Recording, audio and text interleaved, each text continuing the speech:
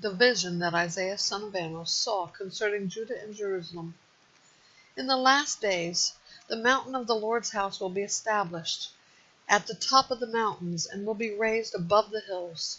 All nations will stream to it, and many peoples will come and say, "Come, let us go to the mountain of the Lord, to the house of the God of Jacob.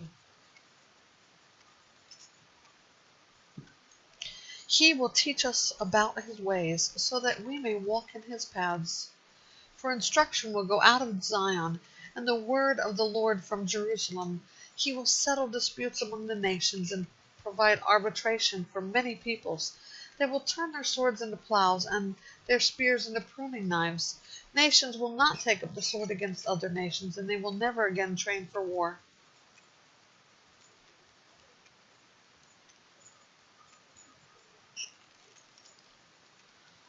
House of Jacob, come and let us walk in the Lord's light.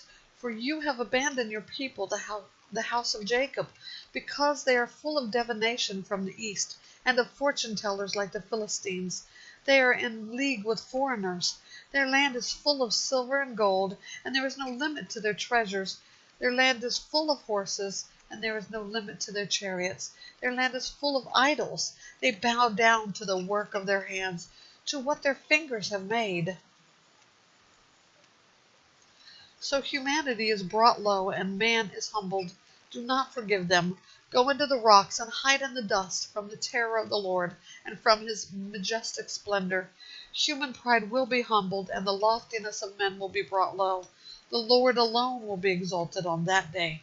For a day belonging to the Lord of hosts is coming, against all that is proud and lofty, against all that is lifted up. It will be humbled, against all the cedars of Lebanon, lofty and lifted up,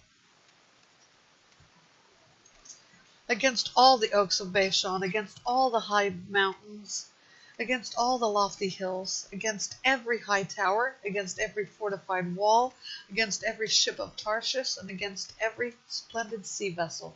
So human pride will be brought low, and the loftiness of men will be humbled. The Lord alone will be exalted on that day. The idols will vanish completely. People will go into caves in the rocks and holes in the ground, away from the terror of the Lord and from his majestic splendor, when he rises to terrify the earth. On that day people will throw their silver and gold idols, which they made to worship, to the wolves and the bats. They will go into the caves of the rocks and the crevices in the cliffs, away from the terror of the Lord and from his majestic splendor, when he rises to terrify the earth. Put no more trust in man. He has only the breath in his nostrils. What is he really worth?